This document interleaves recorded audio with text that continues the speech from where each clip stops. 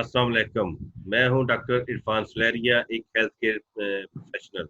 जैसा कि आप सब जानते हैं कि ये जो मेरी ई चुपाल नामी सीरीज है सोशल मीडिया पे, इसमें मैं मुख्तलिफ हेल्थ केयर प्रोफेशनल के साथ एक छोटा सा सेशन करके उनसे इंफॉर्मेशन हासिल करने की कोशिश करता हूं कि उन्होंने अपनी प्रोफेशनल एजुकेशन कैसे हासिल की, और प्रोफेशनल एजुकेशन हासिल करने के बाद उसको वो यूज़ कैसे कर रहे हैं और उसको कम्युनिटी को क्या फ़ायदा हो रहा है। और आज के इस सिलसिले में जो हमारी ई चुपाल सीरीज है वो न्यूट्रिशन से रिलेटेड है कि न्यूट्रिशन क्या है, और इसमें एक बहुत बड़ी ब्रांच है न्यूट्रीजनोमिक्स, उसके ऊपर हम बात करेंगे। आज के जो हमारे गेस्ट हैं वो पीएचडी स्कॉलर हैं तौसीफ इकबाल खान, जो कि पीएचडी कर रहे हैं लाहौर के एक बहुत ही रिनाउंड यूनिवर्सिटी से। हम अपने गेस्ट की तरफ चलते हैं। अस्सलाम वालेकुम तौसीफ इकबाल साहब, क्या हाल है? जी, वालेकुम अस्सलाम. Thank you so much, Irfan. This is really honor for me to be here with this session. बिल्कुल ऐसे है। ये मेरा तकरीबन आपसे सेकंड सेशन है। इससे पहले हमने कुछ ऐसा पहले स्पोर्ट्स न्यूट्रिशन पे किया था। तो जी जी. आजकल जो है ना न्यूट्रिशन की हर तरफ भरमार है, और स्पेशली ये कोविड-19 की वजह से लोगों को वाकई पता चल गया कि न्यूट्रिशन की कितनी इम्पोर्टेंस है। तो न्यूट्रिशन No. का बड़ा वो चर्चा है बड़ा है कि न्यूट्रिशन बेसिकली क्या है। तो हम इसी सिलसिले में हम आपसे इस टॉपिक पे बात करेंगे। लेकिन इस टॉपिक पे बात करने से पहले मैं ये चाहूँगा आप छोटा सा एक तारुफ जो है हमारे सुनने वालों को, देखने वालों को खुद ही करवा दें, फिर हम आगे चलते हैं। Okay, this is me, Tausif Iqbal Khan. I'm a nutritional psychologist. I'm an enrolled PhD scholar in food nutrition in UAS, Lahore, and working as a clinical dietitian and running an NGO. That's all, simply. ये तो आपने It's बिल्कुल ही all about me. Short सा introduction दिया है कि time कम हो जब पेपर सॉल्व करने में, और वो क्वेश्चन बड़ा इंपॉर्टेंट हो पास होने के लिए, तो बहुत शॉर्ट इंट्रोडक्शन हो गया है कि Uh, हमें I think so, doctor. I believe you must practice what you preach. In my opinion, you must do what you speak. I think so. Okay. बेहतर है कि मैं अपने काम से करके दिखाऊं, हाँ, कि ये नहीं कि मैं अपने मुंह से बोल के दिखाऊं कि व्हाट आई एम. बिल्कुल हम कहते हैं ना, वो जो आदमी जो भी है वो पहचाना जाता है कि उसने वो काम की एक्शन से पहचाना जाता है। तो एक्शन जी जी. के तौर पे वो कैसे काम करे, वो कोई भी फील्ड हो, चाहे न्यूट्रिशन हो, फार्मेसी हो, हेल्थ केयर प्रोफेशनल हो, इंजीनियरिंग हो, जो जो उसके रिजल्ट होते हैं ना, वो उसको वो दिखाते हैं कि वाकई उसने कोई काम किया। तो सबसे पहले तो आप हमें ये बताएं कि आप न्यूट्रिशन में बाय चांस आए कि बाय चॉइस आए। मैं ये सबसे ये अपने सेशन में सवाल पूछता हूँ कि न्यूट्रिशन की आप जो सिलेक्शन थी बाय चांस थी कि बाय चॉइस थी? It's by choice. Literally, I did my nutritional biochemistry, and then for PhD, for MPhil in food and nutrition, and enrolled in PhD too in nutrition. That's really looks like a dream come true for me. I can say this is the field what I always dream for, other than MBBS, obviously. तो आप किसी से वो impress हुए, या जिंदगी में किसी से ऐसे शख्स या किसी भी इंडिविजुअल से मुलाकात हुई जिससे आपने कहा कि वाकई न्यूट्रिशन जो है बड़ी अच्छी फील्ड है, मुझे इस तरफ आना चाहिए? इरफान, लिटरली अगर मैं आपको बताऊं तो आप भी सरप्राइज होंगे. What I want to be, मुझे हमेशा से फुटबॉल की गेम बहुत पसंद रही है, और उसमें मुझे हमेशा रहा कि यार इस बंदे का जो स्टेमिना है, जैसे कि मेसी है, रोनाल्डो है, माइकल बॉम्बले है, तो उनका ना स्टेमिना देखता था यार, इतनी देर तक वो भागते हैं, तो देयर इज समथिंग बिहाइंड कि कौन सी ऐसी चीज़ है. तो जहन में एक आइडिया आया कि I must be a sports nutritionist. तो दिस इज द थॉट. फिर उसमें एक जहन में आइडिया आया कि मैं लोगों को कन्विंस कैसे करता था कि व्हाट इज न्यूट्रिशन. कि भाई एक अगर आपको स्पोर्ट्स की कंसल्टेंसी मिल जाती है, यू आर जो नस्लें हैं आने वाली जितनी भी नस्लें हैं, तो होप्स हो कि वो बैठ के खा सकती हैं अगर आपको किसी बच्चे से क्लब की कंसल्टेंसी मिल जाती है. वो एक मटेरियलिस्टिक सोच थी. मटेरियलिस्टिक सोच बाद में एक सोशल सोच में कन्वर्ट हुई. Now I am in front of you, अल्हम्दुलिल्लाह. सही कहा कि हमारे यहाँ ना न्यूट्रिशन की तो वैसे काफ़ी डेफिशिएंसी है। स्पोर्ट्स न्यूट्रिशन की जब बात करें तो मेरे ख्याल में बहुत गिनती होंगे जो कि स्पेशलिस्ट हैं स्पोर्ट्स न्यूट्रिशन में।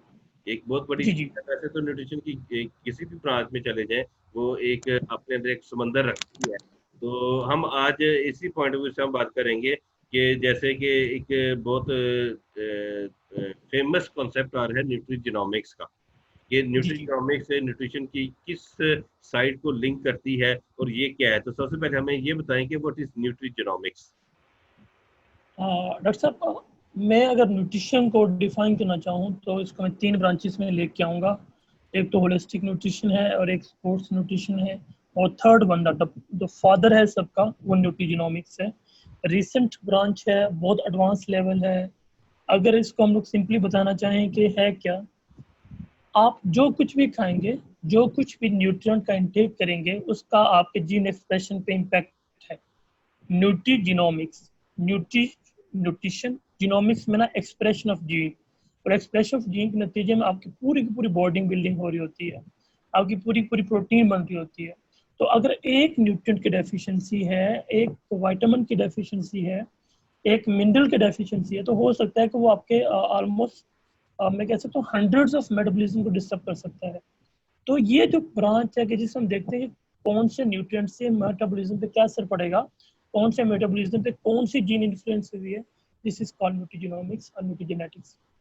यानी जीन लेवल पे जाके हम कहते हैं या जड़ तो भरना, बेस जी जो है जी ना वो अगर किसी की अच्छी है, चाहे वो बिल्डिंग है या किसी की स्टडी की बेस है या किसी की डेवलपमेंट की बेस है, अगर वो जी जी अच्छी है तो आगे इमारत और पर्सनैलिटी बड़े अच्छे तरीके से डेवलप करेगी। तो जी जी बिल्कुल, नो डाउट। आपने ये बताया इसका रोल क्या है न्यूट्रीजिनोमिक्स का हमारी न्यूट्रिशन में या हमारी रोजमर्रा की लाइफ में। डॉक्टर साहब, इसमें ये कहना चाहूँगा कि अगर हमें न्यूट्रीजिनोमिक्स पे अबूर हो जाए ना, तो हम लोग देख सकते हैं कि हमारे कौन से न्यूट्रिएंट की कमी की वजह से हमें कौन सी डिजीज हो सकती है। इसकी मैं एक सिंपल एग्जांपल देना चाहूँगा कि विटामिन डी हमारे पास बहुत कॉमन एक न्यूट्रिएंट है, जो हमारे बॉडी के लिए बड़ा इंपॉर्टेंट है, और नॉर्मली हर डॉक्टर, चाहे कोई भी पेंडेमिक हो, कोई भी इंफेक्शन डिजीज हो, या कोई भी चीज़ हो, कोई भी कैल्शियम एब्जॉर्प्शन के लिए हो, तो विटामिन डी को हम लोग रिकमेंड कर रहे होते हैं। तो ये जो विटामिन डी है डॉक्टर साहब, इसका हमारी बॉडी के अंदर 300 ऐसे जीन है, ऑलमोस्ट ऑलमोस्ट 300 ऐसे जीन है जिनको ये इन्फ्लुएंस कर रहा होता है, जिनके मेटाबॉलिज्म को चेंज कर रहा होता है विटामिन डी। तो आप देख सकते हैं कि अगर विटामिन डी की हमारे पास हम बॉडी में कमी होती है, तो हमारे बॉडी के अंदर जो 300 मेटाबॉलिज्म है या 300 जो जीन एक्सप्रेशन है, वो ऑल्टर कर देगा। और altered gene expression always lead to mutation, mutation is a cancer. यानी कोई भी न्यूट्रिएंट है उसकी डेफिशिएंसी या एक्सेस से जो भी इफेक्ट हो रहे हैं, चाहे वो पॉजिटिव है या नेगेटिव है, उसको हम कह सकते हैं कि ये न्यूट्रीजिनोमिक्स है। और रोल इसका ह्यूमन बॉडी में वो ये है कि जी जी बिल्कुल। आपने एग्जांपल दी विटामिन डी की, इस तरह कैल्शियम की डेफिशिएंसी या एक्सेस से क्या हो जी जी सकता है, जिंक की डेफिशिएंसी या एक्सेस से क्या हो सकता है, मैग्नीशियम या जी जी पोटेशियम की एक्सेस या डेफिशिएंसी से क्या हो सकता है। तो इसको जी जी। हम कैसे डिफरेंशिएट करेंगे, जो जनरल न्यूट्रिशन या होलिस्टिक न्यूट्रिशन आप कह लें, इसको हम कैसे उसे डिफरेंशिएट करेंगे, उससे किस तरह मुख्तलिफ है। हाँ, जो जनरल न्यूट्रिशन है या जो होलिस्टिक न्यूट्रिशन है डॉक्टर साहब, उसको हम लोग ना थॉरोली ऊपर की स्टेज पे ले रहे होते हैं। जैसे कि अब मेरी अपनी फिजिक की बात करूं, जो मैं नजर आ रहा हूँ, ये एक जर्नल है। अगर मैं इनसाइड बॉडी मेटाबॉलिज्म में चला जाऊं कि मेरी बॉडी के अंदर कौन कौन से मेटाबॉलिज्म रन कर रहे हैं, मेरी बॉडी के अंदर सेल है, सेल के अंदर न्यूक्लियस है, न्यूक्लियस के अंदर डीएनए है, डीएनए के अंदर डिफरेंट जीन्स हैं, वो कैसे काम कर रही है, मैं कैसे एक छोटे से फीचर से पूरा एक 6 फुट का बेबी बन गया, ये इंटरनल स्ट्रक्चर है। तो सिमिलरली अगर हम बात करूं, ये जनरल न्यूट्रिशन है, इसमें हम लोग सिर्फ न्यूट्रिएंट, जनरल न्यूट्रिएंट की बात करते हैं। कार्बोहाइड्रेट्स की बात कर लेंगे हम लोग, प्रोटीन्स की बात कर लेंगे, फैट की बात कर लेंगे, बॉडी में क्या रोल है, एनर्जी दे रहे होते हैं, प्रोटीन्स दे रहे होते हैं, ट्राइग्लिसराइड दे रहे होते हैं। लेकिन जैसे हम देखते हैं कि इस बॉडी के अंदर अगर हम लोग कोई भी फैट सॉल्युबल चीज दे रहे होते हैं, कोई भी वाटर सॉल्युबल चीज दे रहे होते हैं, उसका जीन के ऊपर क्या इफेक्ट है, हमारे डीएनए के ऊपर इफेक्ट है, और डीएनए का आगे प्रोटीन सिंथेसिस पे क्या इफेक्ट है, क्या हमारा आरएनए चेंज हो सकता है, क्या हमारी प्रोटीन चेंज हो सकती है, और प्रोटीन चेंज होने की वजह से हमारी बॉडी में कौन कौन सी म्यूटेशंस आ सकती हैं। This is called nutrigenomics. हम कह सकते हैं कि the most advance form in the nutrition is a nutrigenomics. यानी जो भी न्यूट्रिशन के रिजल्ट में जो भी नया क्या कहते हैं प्रोडक्ट आप कह लें वो आ रहा है, इट इज ड्यू टू न्यूट्रीजिनोमिक्स। हाँ, इनसाइड बॉडी इनसाइड सेल। आपको पता है कि पूरे के सेल के अंदर जितना भी फंक्शन हो रहा होता है, इट इज अ कंट्रोल, और जो सेल के अंदर फंक्शन कंट्रोल होता है, it is under the influence of the vitamin, sorry, under the influence of DNA. तो अगर डीएनए चेंज होता है तो डॉक्टर साहब सारी हमारी जो बॉडी के अंदर पोजीशनिंग है सब चेंज हो जाएगी। सही कहा, ठीक है। तो ये बड़ा इंपॉर्टेंट कॉन्सेप्ट है। अकॉर्डिंग आप बायोटेक्नोलॉजी की बात से भी कर लें या बायोकेमिस्ट्री की बात पॉइंट ऑफ व्यू से भी कर लें और न्यूट्रिशन के पॉइंट ऑफ व्यू से भी कर लें, तो बेसिकली जितनी भी वेरिएशंस आ रही हैं वो तो म्यूटेशन की वजह से आ रही है। और म्यूटेशन किस में हो रही है? डीएनए में, चाहे वो आरएनए है या मैसेंजर आरएनए है या वो ट्रांसफर आरएनए है। अब देखें जी जी कोविड-19 जो है, अब हम इसी की बात कर लेते हैं। तो इसमें देखें जी कि जी वही इंडिविजुअल सर्वाइव किए हैं जिनकी इम्यूनिटी स्ट्रांग है, और इम्यूनिटी जी जी स्ट्रांग होने के लिए ज़ाहिर बात है उसकी न्यूट्रिशन बड़ा अहम किरदार अदा कर रही है। और जी इसकी अगेंस्ट कहते हैं कि मेडिसिन नहीं आ रही, उसके पीछे बेसिकली रीजन ये है कि ये जो बेसिकली बिलोंग करता है ट्रांसफर आरएनए से, कोरोना वायरस जो है, अब इसके खिलाफ जो है ट्रांसफर आरएनए एक जगह स्टे नहीं कर पाता। जस्ट जी लाइक जी एग्जांपल मैं दूंगा, ये एचआईवी जो वायरस है, उसके खिलाफ भी कोई अभी तक वैक्सीन नहीं आ रही, क्योंकि वो एक जगह उसकी म्यूटेशन ही इतनी फास्ट होती है कि एक जगह स्टे नहीं कर पाता, जिसकी वजह से कोई मेडिसिन उसके ऊपर अफेक्ट नहीं कर पाती। Same is the case with corona virus. Corona virus अब इसके अंदर जो है डब्ल्यूएचओ भी सपोर्ट कर रही है, और दूसरी जो कह रहे हैं कि अगर जहर पता वैक्सीन आने का एक प्रोटोकॉल है, फेज मिनिमम 4 फेजेस होते हैं जब भी कोई भी ड्रग मार्केट में आती है। फेज 1 जी ट्रायल, जी फेज 2 ट्रायल, फेज 3 ट्रायल और फेज 4 ट्रायल।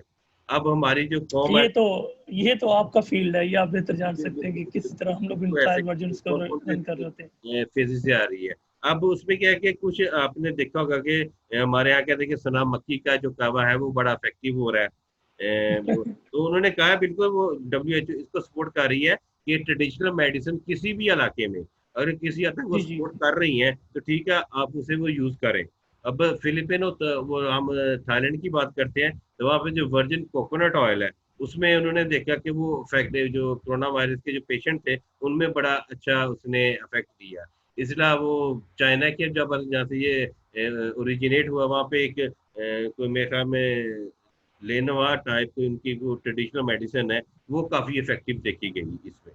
तो जाहिर है पहले इसमें थोड़ा सा वो टाइम तो लगेगा। तो न्यूट्रिजिनोमिक्स के बात करते हुए मेरे ध्यान में बात आई थी कि ड्रग डिस्कवरी और स्पेशली एंटीवायरल ड्रग का एक स्पेशल प्रोसेस होता है जिसकी वजह से कोई भी मार्केट ड्रग जो है वो मार्केट में आती है।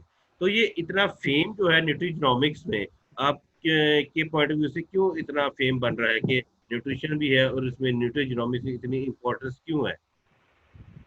जिससे कि डॉक्टर साहब देख रहे हैं कि मैं अब हालांकि पाकिस्तान से I am enrolled PhD scholar in nutrition and dietetics, but still I just got by my इंशाल्लाह my proposal letter from the University of Reading for PhD nutrition genetics.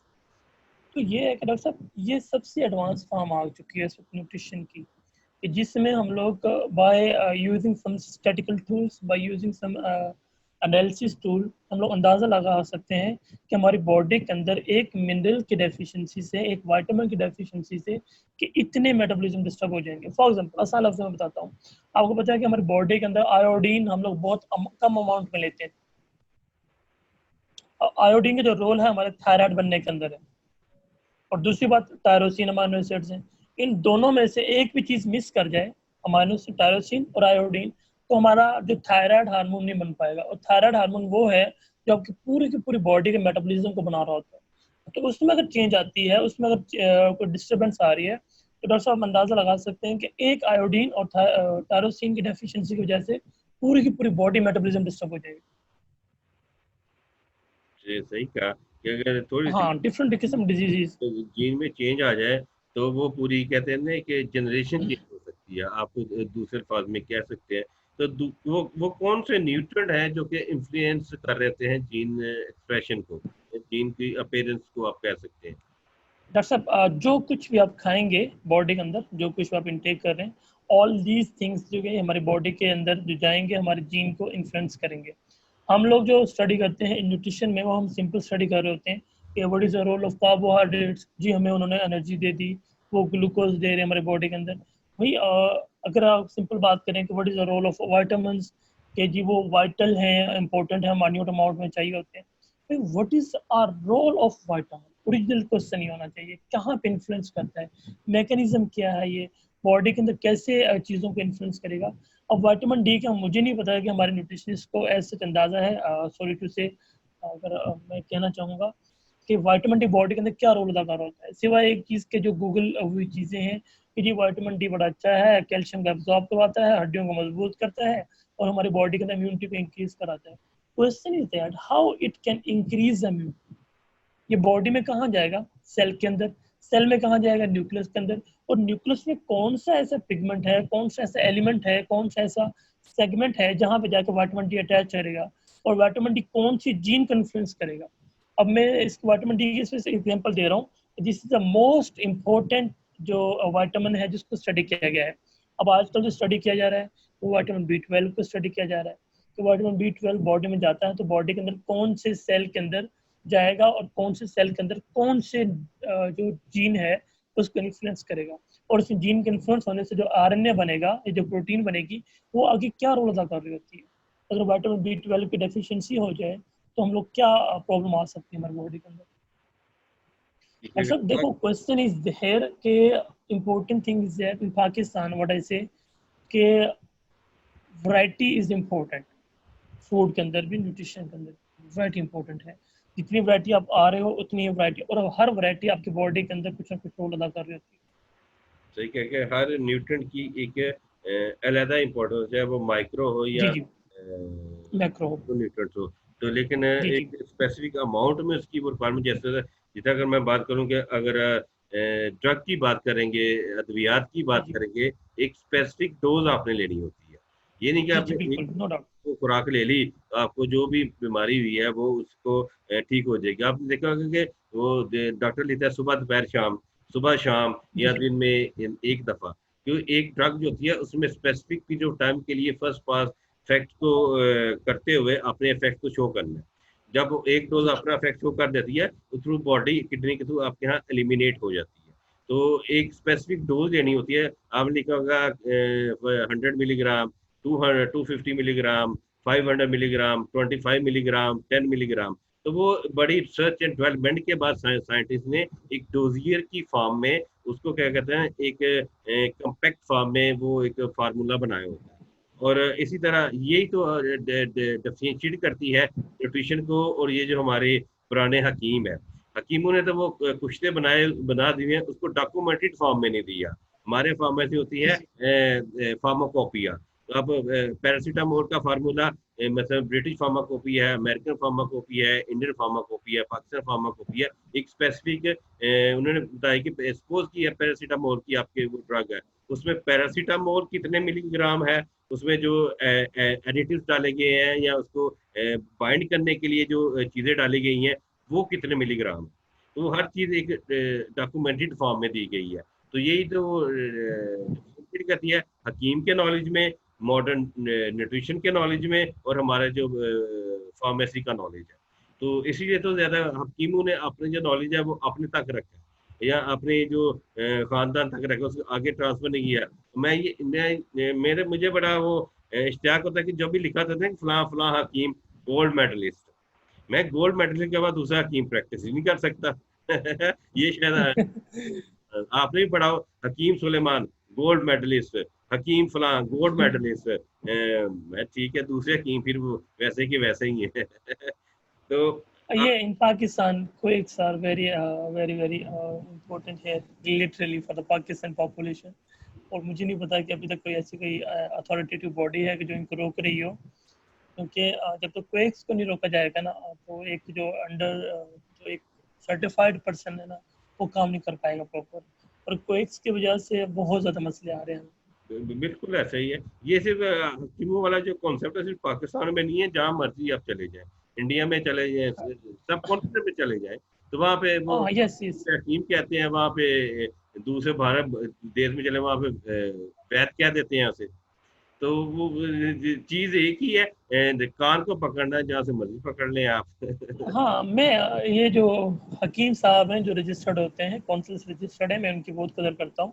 और literally they have knowledge about the herbs and obviously food, बहुत अच्छे से तरीके से जानते हैं। लेकिन जो एक अनसर्टिफाइड पर्सन है और जिसको पता ही नहीं किस चीज़ का।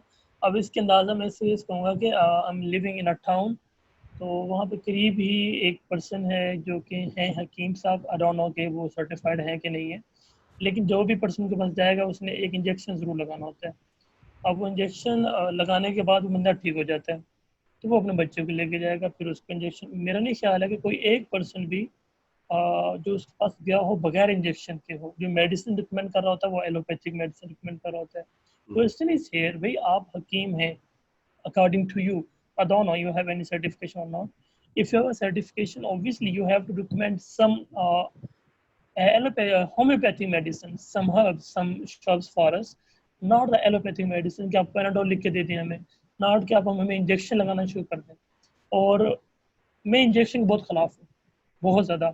और एक जो इम्यूनिटी है, जो अचानक से इंस्टेंट इम्यूनिटी है, मैं उसके अगेंस्ट हूँ। मैं इस चीज़ के अगेंस्ट हूँ कि अचानक से आप लोग चाहो कि डॉक्टर के पास चले जाओ किसी चीज़ के साथ, किसी बीमारी के साथ, और डॉक्टर से वापस आओ तो सब बीमारियाँ ख़त्म हो चुकी हों। ऐसा नहीं होता। हमेशा ये होता है कि कुछ ऐसी हाई डोज दी जाती है जिसकी वजह से जो आपका एक जो डिफेंस सिस्टम है या इम्यूनिटी है, या जो आपका जो एक डिटेक्शन सिस्टम है, वो सुप्रेस हो जाता है, जिसकी वजह से आपको फील नहीं हो पाता। हमने बुखार को हमेशा एज अ वो लिया है, बीमारी लिया है, कभी उसको एज ए सिम्टम नहीं लिया कि हमारी बॉडी के अंदर कोई न्यूट्रिएंट आ चुका है, कि हमारी बॉडी के अंदर कोई पैथोजन आ चुका है, कोई बैक्टीरिया आ चुका है, वायरस आ चुका है, जिसकी वजह से बॉडी का टेम्परेचर राइज कर रहा है। हम लोग कभी उसको ऐसे नहीं लिया। हमने कभी बुखार के अंदर एंटीबायोटिक्स नहीं लिए। हमने बुखार के अंदर हमेशा जो लिए वो पेनाडोल लिए। और आजकल आप देखते हैं इन पाकिस्तान से एवरी चैनल, जी डॉक्टर्स का भरोसा पेनाडोल, जी 6 सेकंड के अंदर कैल्शियम की कमी दूर। आई डोंट नो यार, ये कैसे लोग, एक सर्टिफाइड एमबीबीएस डॉक्टर बता रहा होता है कि जी आई डोंट नो कि वो सर्टिफाइड है कि नहीं है, तो कि जी आप 6 सेकंड के अंदर कैल्शियम की दूरी, सब डॉक्टर्स देख रहे हैं। आपको नहीं पता कि कैल्शियम की हाई डोज आपकी प्रेगनेंसी इफेक्ट कर सकती है। ऐसे तो ही उसके साथ ये भी लिखें, ये ऐसे भी लिखें कि ऐसे भी जो कैल्शियम है, this is important for body, but you must take according to doctor prescription, dietician prescription. बिल्कुल ऐसे ही है, बिल्कुल ठीक कह रहे हैं। अब देखें कि ये जो आपने बात की पैनाडोल की कि 6 सेकंड में या 15 सेकंड में या 1 मिनट में आपका सर जी दर्द। जी अब ये आपने देखा होगा, एड सिर्फ ये पैनाडोल की या पैरासीटामोल की आती है, किसी और ड्रग की नहीं आती। मतलब जी जी कोई आप बात कर लें, कार्डियोवैस्कुलर की ड्रग है या जीआई की प्रॉब्लम है या कैंसर की, उसकी ड्रग नहीं आती। वो अंडर द सुपरविजन ऑफ आपका जो क्वालिफाइड डॉक्टर है, जब तक वो रिकमेंड ना करे वो, क्योंकि ये WHO की तरफ से और ये हमारी जो एसोसिएशन है हमारी, बल्कि all over the world, pharmacy. इस तरह की जो मार्केटिंग है इसको आम मीडिया पे नहीं कर सकते।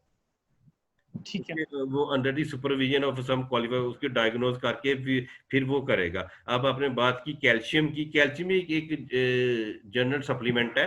तो वो, क्योंकि अगर आप इसका एनालिसिस करके देखिए तो हमारे यहाँ कैल्शियम और विटामिन डी की इतनी डेफिशिएंसी है, क्योंकि मैं भी इस प्रैक्टिस के साथ मोस्टली थोड़ा सा ट्रिगर देना होता है कि आपकी कैल्शियम की इंपॉर्टेंस क्या है आपकी बॉडी में। जी जी अब हम बात करें कि न्यूट्रिजनोमिक, ये तो बहुत ऊपर की लेवल की बात वो चली जाती है। पहले हमें अपनी नेशन को इस तरफ ही लेके आना पड़ेगा कि न्यूट्रिशन की इंपॉर्टेंस क्या है।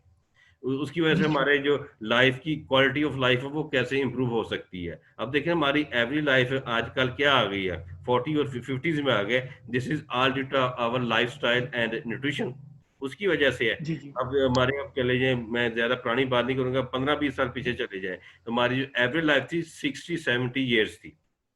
कोई भी इंडिविजुअल फोर्थ होता था कि नहीं जी, कितनी उम्र जी, 70 साल, 75 साल, 80 साल एक एवरेज एज थी। और according to law of nature इंसान की जो लाइफ है वो तकरीबन 120 साल होनी चाहिए। तो जी। 120 और एवरेज निकाले तो ये 70-80 साल बनती है। तो ये हमारी जो लाइफ स्टाइल के साथ सारी चीजें लिंक है। डॉक्टर साहब, मैं मसला ये कि मैं किसी चीज़ को बुरा नहीं कहता, मैं सिर्फ ये कहता हूँ उस चीज़ के साथ ज़रूर लिखो कि this is according to prescription of a certified doctor और certified dietitian and nutritionist. Thing is here, अब होता यह है इन पाकिस्तान अवेयरनेस की बहुत कमी है। आपको एक चीज़ को लिख दो, सना मक्की का कावा किसी ने बोल दिया, किसी एक बंदे ने, पूरी पाकिस्तान उसके ऊपर लग गया। किसी ने सर्च नहीं किया कि इधर सना मक्की कोई फ़ायदा मंद भी है कि नहीं है। वो अल्लाह की तरफ से कोई फ़ायदा मंद हुआ तो अलग बात है।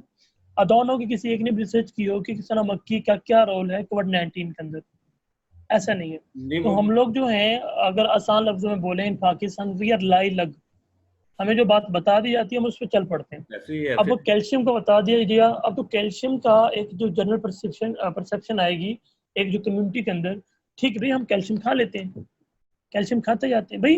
थिंग इज हियर कि कैल्शियम की एक अमाउंट रिकमेंडेड है आपकी बॉडी के लिए, इससे बिल्कुल ज़्यादा आप कैल्शियम नहीं खा सकते। तो बिल्कुल। वहाँ पे ये ज़रूरी लिखना ज़रूरी चाहिए कि you must take the calcium supplements, vitamin D supplements, whatever the supplements, even the over the counter supplements, according to the original amount, what are the daily intake of these nutrients.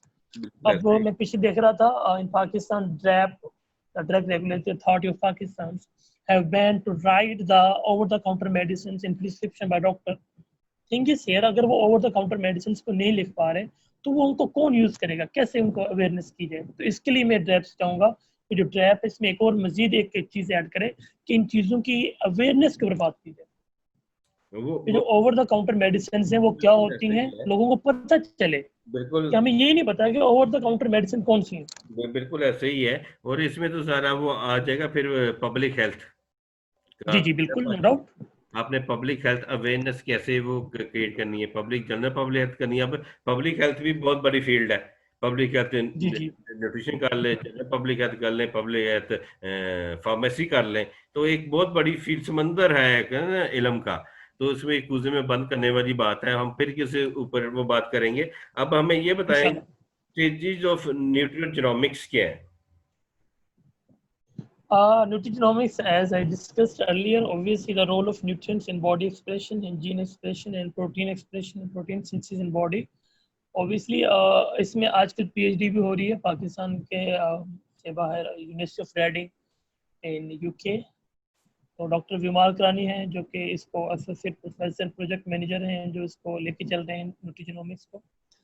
और इसमें मैं कहूँगा कि जितने nutrition के बच्चे हैं, they must choose the field, they must come in research field. In research field the most advanced stage है वो न्यूट्रिजेनोमिक्स है, न्यूट्रिजेनेटिक्स है। तो उसमें आपको अंदाजा हो जाएगा हमारा सेल के अंदर जो न्यूक्लियस है उसके सेगमेंट्स कैसे काम कर रहे होते हैं। डॉक्टर साहब हमारे बिलीव करेंगे, when I was in my MPhil level I didn't know about the exon and intron. Now I come to know about the exon क्या होता है और एंट्रॉन क्या होता है, और एक्सोन का डीएनए के अंदर क्या रीजन है और एंट्रॉन का क्या रीजन है। कैन यू बिलीव कि हमारी बॉडी के अंदर ऑलमोस्ट 95 से अबव पोर्शन जो होता है वो एक्सप्रेस ही नहीं होता, जिसको हम लोग हिडन पोर्शन बोलते हैं। I don't know what is the genes there, तो उसका एक्सप्रेशन क्या है। The region called as exon, only 5 almost 5% region is expressed out. और वो 5% रीजन जो हमारा डीएनए का है वही एक्सप्रेस करके हमारी पूरी बॉडी बना रहा होता है। तो ये 5% जो पोर्शन है जिसके इंट्रॉन बोल्ड होते हैं, this is the knowledge about the न्यूट्रिजेनोमिक्स।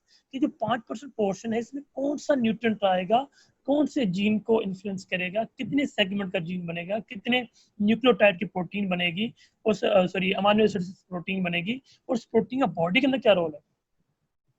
ठीक ठीक ठीक, सही कहा। तो देखिए एक हर आप किसी भी सब्जेक्ट को ले लें, उसके अपने अंदर एक समंदर रखता है। तो उसको जब खोलेंगे, गहराई में जाएंगे, तो मजीद बातें नई से नई निकलेंगी।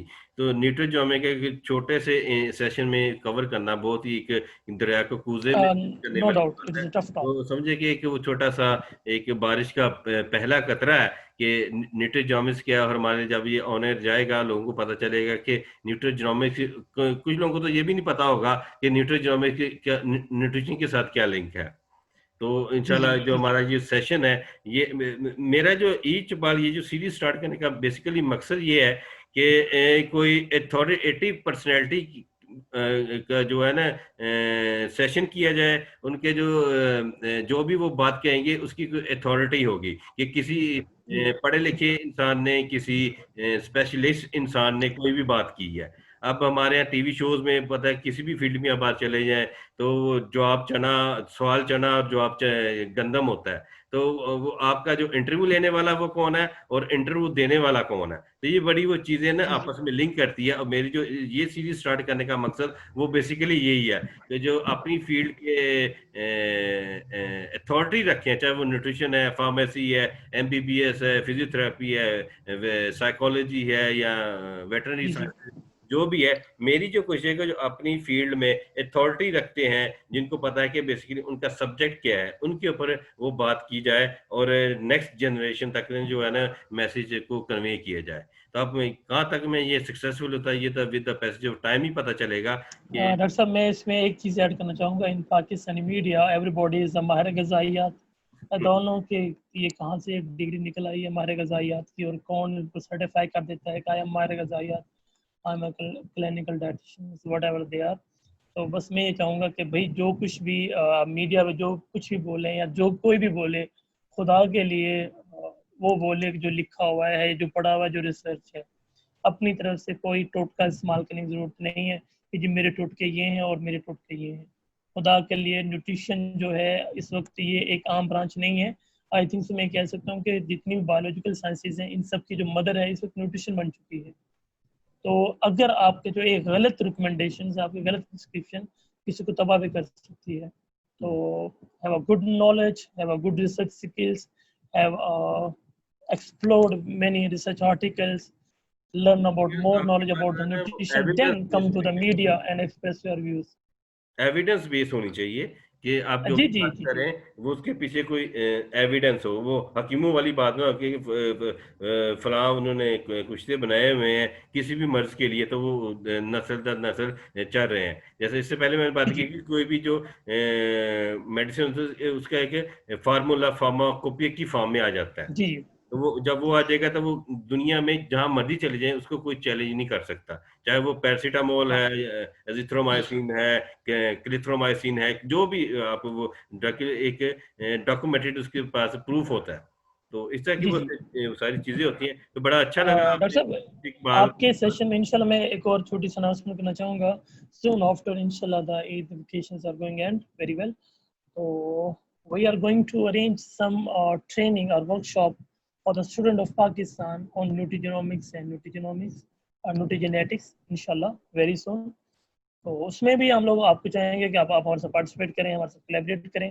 इन डिफरेंट सेशंस होंगे कि न्यूट्रिजेनेटिक्स का क्या रोल है, इससे हम लोग क्या कुछ लर्न कर सकते हैं, और why India is so much focusing on न्यूट्रिजेनोमिक्स।